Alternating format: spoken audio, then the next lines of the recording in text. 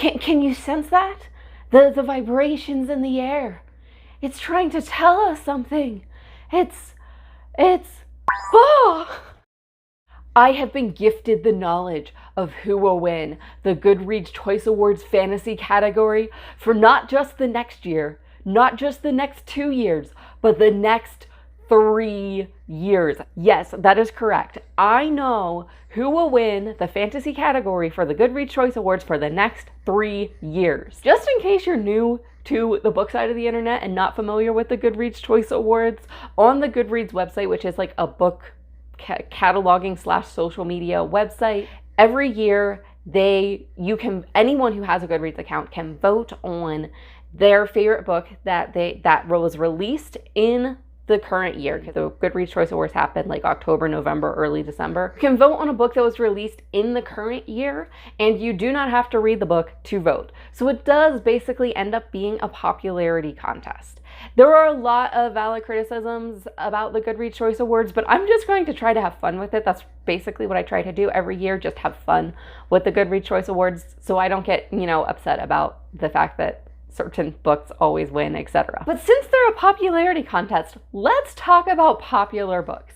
And specifically, let's talk about the most popular genre of fiction books sold. Do you know what that is? Honestly, let's just pause the video right now and comment what you think the most popular genre of books sold is and what you think the Goodreads Choice Award winner for the fantasy category or any of the categories is going to be, and then play this video and let's see if either of us end up being correct by the end of the year. The most popular genre of books sold is romance by a lot. Whenever you look at the revenue for the romance category over the next biggest category, which is crime thriller, romance doubles the amount of books sold over crime thriller. And fantasy is not even in the top 3. Why am I talking about romance books when I'm predicting the fantasy category? Well, whenever you write a romance book, but you add some fantastical elements like magic or a fantasy creature like fairies or dragons or something of the sort, that book gets categorized as fantasy, but it has the power of the romance readers behind it. But whenever we're talking about adventure fantasy, and I pretty much just hear the label just fantasy used, who is the best-selling fantasy author that is currently publishing? It is Brandon Sanderson. So obviously he's going to win the Goodreads Choice Awards this year, right? He released 4 books this year.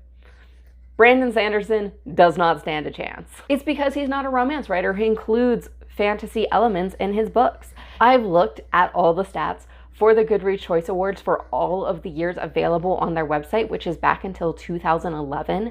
And romantasy, which is a subcategory of fantasy that is focused on romance, is the subgenre of fantasy that wins the fantasy category on Goodreads the vast majority of the time. Now, there are some other winners, typically whenever a big romantasy book was not included in the nominations.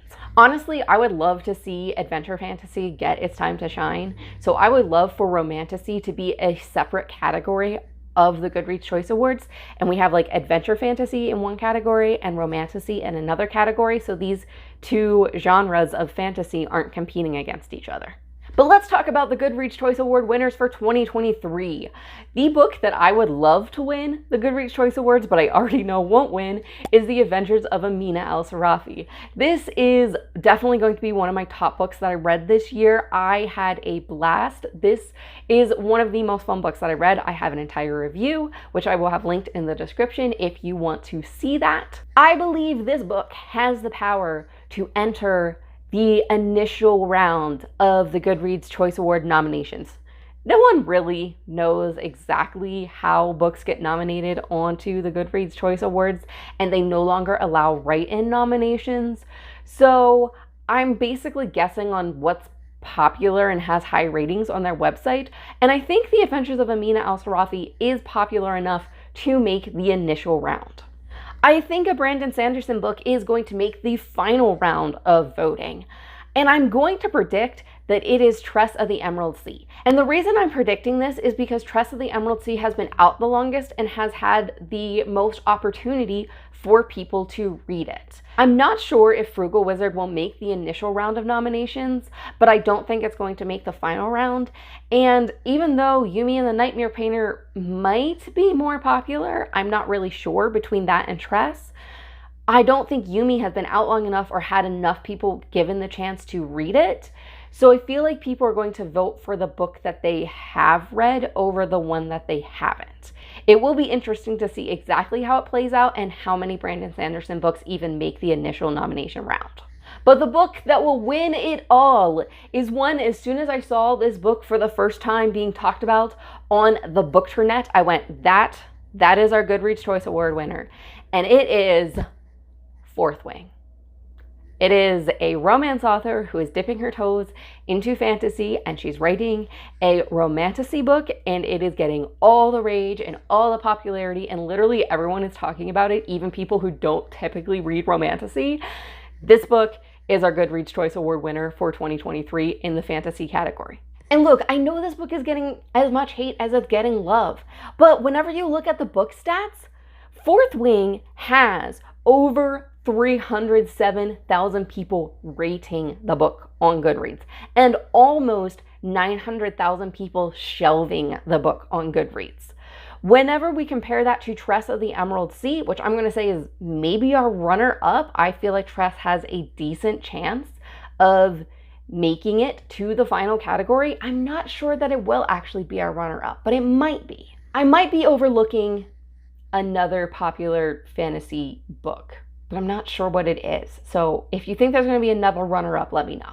Tress of the Emerald Sea only has 53,000 people rating it on Goodreads and a little under 180,000 people shelving it on Goodreads. Now you can vote for a book that you haven't read, but let's just look at the people who rated the book and go off of that. If every single person who rated Tress of the Emerald Sea voted for Tress of the Emerald Sea in the Goodreads Choice Awards, and only 20% of the people who rated Fourth Wing voted for Fourth Wing in the Goodreads Choice Awards, Fourth Wing would still win. That is the power behind this book. That is how popular it is. Even if 80% of the people read it and didn't like it and won't vote for it, Fourth Wing will still win. And honestly, I'm pretty sure way more than 80% of people who rated this book actually enjoyed it and might vote for it. So we will see how the numbers actually shake out whenever the Goodreads Choice Awards comes out. Do you think Legends and Lattes Book 2, like Bookshops and Bonedust, will be the runner-up over Tress of the Emerald Sea? I think it might be. I'm not sure which one's more popular, and it's also not going to be out as long. It's going to come out like pretty much right around the same time as the Goodreads Choice Awards. I'm going to have to look into that one, but that's one to watch. That might be a sneaky runner-up. But what about the following 2 years? Yes, I said I know who is going to win the Goodreads Choice Awards the following 2 years as well. And this is the impressive part as well. The Goodreads Choice Award winner for 2024 is already getting a lot of buzz, and already a lot of people are talking about it who don't typically read romantasy. I'm telling you, these books are absolute powerhouses in the romantasy world and in the fantasy category. The book that will win the 2024 fantasy category of the Goodreads Choice Awards also has a gold cover. I wonder if that has anything to do with it. It does not. It is A House of Flame and Shadow by Sarah J. Maas. Every time Sarah J. Maas has been nominated to the fantasy category of the Goodreads Choice Awards, she wins. And she usually wins by a significant amount. But what about 2025? How can I possibly know what book is going to win the Goodreads Choice Awards in 2025? And truthfully, I've not heard any buzz about this book, and I could be wrong about it because it doesn't have an official release date yet, but it is slated to be released in 2025, and that is the fifth A Court of Thorns and Roses book by, again, Sarah J. Maas. Sarah J. Maas is a powerhouse of Goodreads Choice Award Romantasy winners, and I do believe that if the fifth A Court of Thorns and Roses book is released in 2025, as it is currently slated to do so, she will again win the fantasy category in 2025. I would love to see if my predictions are true, or if there is going to be an upset or possibly a changing of categories, which would again upset these predictions. I was a little disappointed whenever I first realized that I knew who was going to be the Goodreads Choice Award winners for the next 3 years, but I've decided to make this video and kind of to like make fun of it and to have fun with it as a way to not be disappointed and just be like, hey, let's see if I'm right and let's like have fun with the Goodreads Choice Awards. They are popularity contests and they have some flaws, but it's still, at the end of the day, like, let's just celebrate reading. If you enjoyed this video, consider giving me a like or subscribe. It's free for you and it helps out the channel. I will definitely be doing a follow-up to this whenever the Goodreads Choice Awards actually comes out, and probably for the next 3 years, to see if I'm even remotely close to guessing who the Goodreads Choice Award winners are. I do want to make note of that.